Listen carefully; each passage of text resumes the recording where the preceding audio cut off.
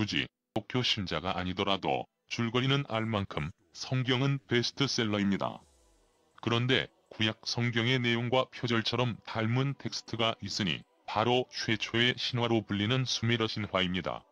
수메르 신화는 메소포타미아 지역 내 후대 왕조마다 창조 신화로 재탄생하는데요.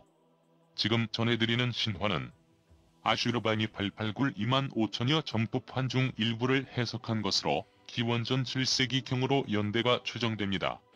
특히 제카리아 시친에 의하여 해석된 14개 점토판은 후일 엔키의 잃어버린 책이란 이름으로 책으로 출판됩니다. 발굴된 가장 오래된 성경은 사해사본으로 기원전 168년쯤으로 추정되니 비교 감상해보시기 바랍니다. 이번에는 엔키의 대홍수 대비하다 편입니다.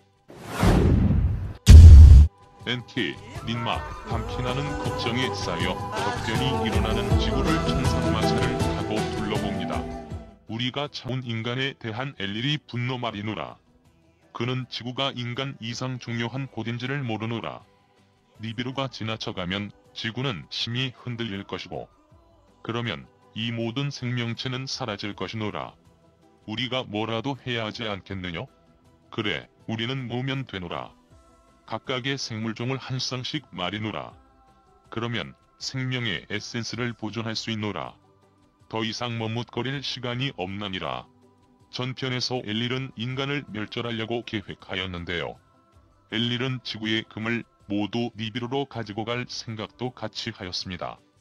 내르갈은 북극의 얼음이 녹는 사건 등을 니비루의 아누에게 보고합니다.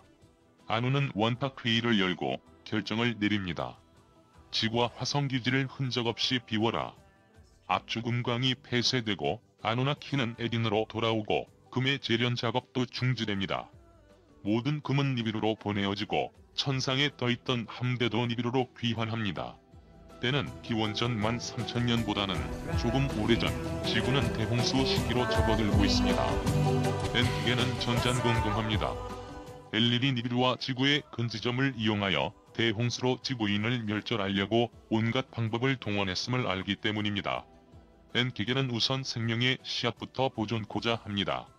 대홍수가 끝나면 지구를 다시 살리는데 큰 도움이 될 거니까요. 아누나키가 손에 들고 사용하는 물건은 솔방울을 닮았다 하여 파인콘이라는 이름이 붙었는데요. 아누나키 부조물에서 거의 나타납니다. 생명과 관련이 있죠. 부조에서 항상 나타나는 파인콘과 핸드백 그리고 시계 모양의 팔찌에 대한 설명은 따로 동영상 하나 만들겠습니다. 다른 문화권에서도 나타나니 자세한 설명이 필요합니다. 엔키, 아누의 자손이여. 나는 갈주골주라고 하오. 창조주 아누의 전권대사라오. 잘 들으시오. 당신의 고통을 끝낼 칙령이여. 여기에 방주를 짓는 계획이 있어. 어떠한 생물종도 소멸되지 않도록 하시오.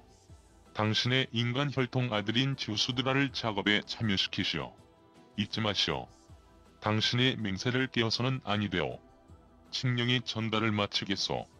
인간에 대한 걱정 때문에 깜빡 잠이 든 엔키 옆에 봉인된 서판이 놓여있군요.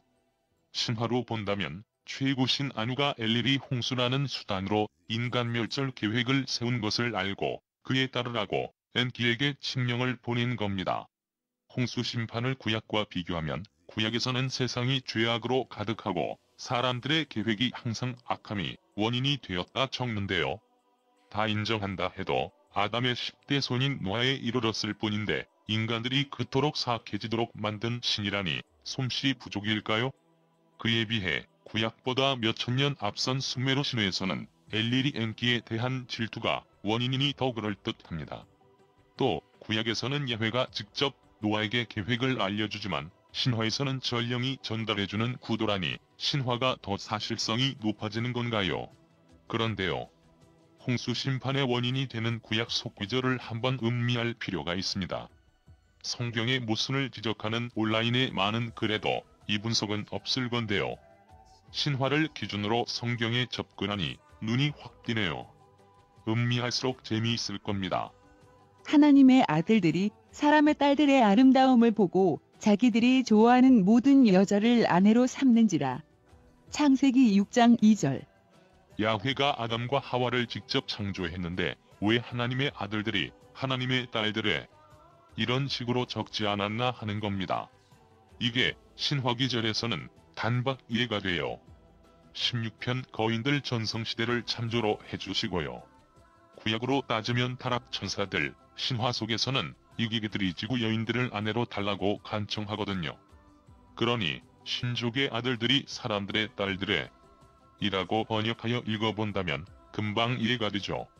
구약이 신화 속 귀절을 가져가다 실수한 걸까요? 여하간 다시 신화로 돌아와서요. 전령으로 나타나는 갈주는 위대한 선각자라는 의미입니다. 사실은 엘리리 계획이 아누나키들도 모두 죽게 할 것이라는데 엔키와 공감을 이룬 사이입니다. 영상에서는 꿈에 나타나는 장면만 나오지만 점토판에서는 엔키가 꿈꾸기 전 봉인된 칙령을 갈주가 엘릴과 엔키, 닌마가 보는 앞에서 전달해 줍니다. 엘릴은 살펴보지만 뜯긴데도 없고 진짜처럼 보이죠. 거기에는 이렇게 적혀 있었습니다. 왕과 원탁회의를 대신하여 갈주가 전달한다. 그의 말들은 나의 명령이노라. 갈주는 닌마에게 말합니다. 우리는 같은 학교의 같은 나이라오. 그러나 닌마는 기억할 수 없었죠. 겉으로 보기에 닌마는 갈주의 엄마뻘로 나이 들어 보였습니다. 1년 대 3600년이라는 시간 갭으로 지구에서는 불멸처럼 살아왔지만 부대낌이 변화시킨 겁니다. 갈주는 이어서 말합니다. 만일 당신들이 니비루로 돌아간다면 얼마 지나지 않아 죽음에 이를 것이오. 지구의 몸이 적응되었으니 니비루의 중력에 견디지 못할 것이오. 또 말합니다. 당신 셋은 지구에 남을 것이오. 당신들은 지구 천상에 남아 지켜봐야 하오. 대홍수가 가라앉으면 지구로 다시 내려가시오. 그러나 이 모든 게 갈주의 꾸며낸 칙령이었습니다. 모두가 가야 하는 거였죠. 엘릴은 다음 명령을 읽어봅니다. 나머지 아누나키는 두 가지 선택이 있나니 떠나거나 대홍수를 피해 있으라. 지구인과 결혼한 이기기 또한 떠나거나 배우자의 선택에 따라야 하노라. 해석하기에 따라 자유의지가 주어진 듯한 묘한 칙령이었습니다.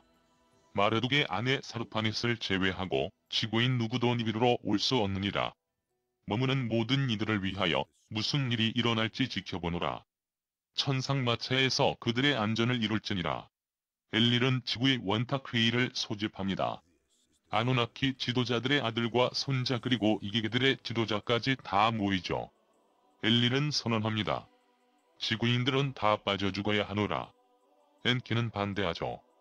우리가 창조한 놀라운 존재는 우리에 의해 구해져야 하노라. 엘릴은 노하여 소리칩니다.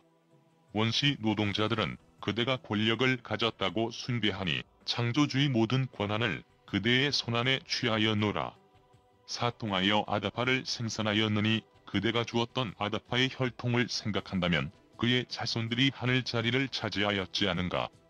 아누나키의 지혜를 인간에 주었나니 니비루의 모든 규칙을 어겼고 결정과 명령을 회피하였도다.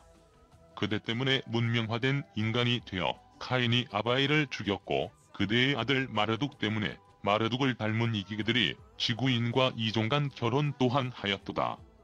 인간들은 반드시 절멸되어야 하노라.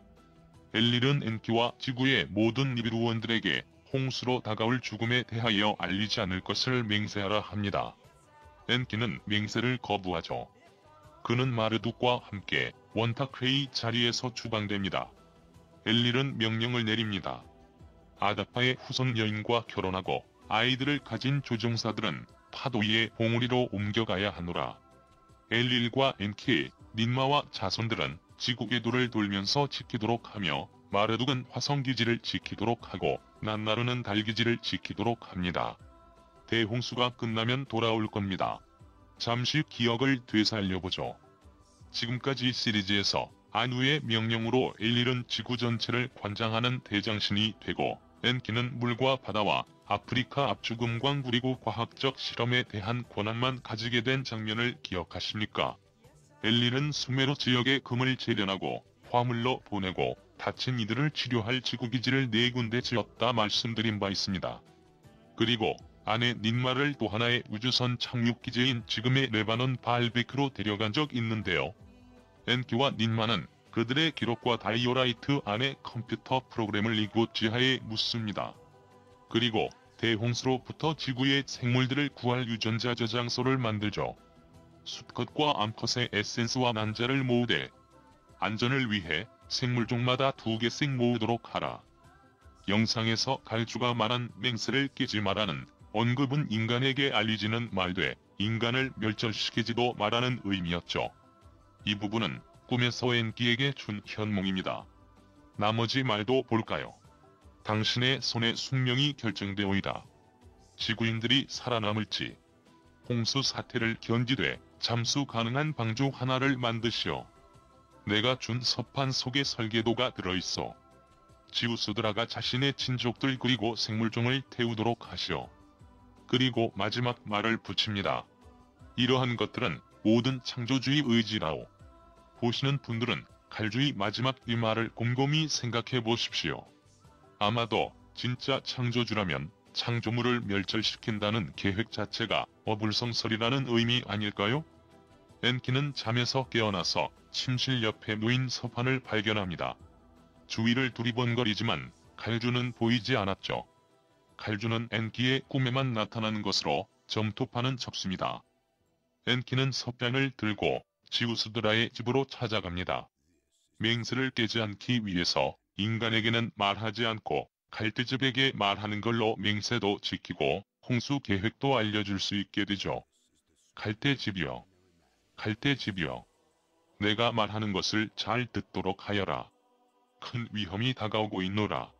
아버지, 아버지. 너에게 말하는 것이 아니노라.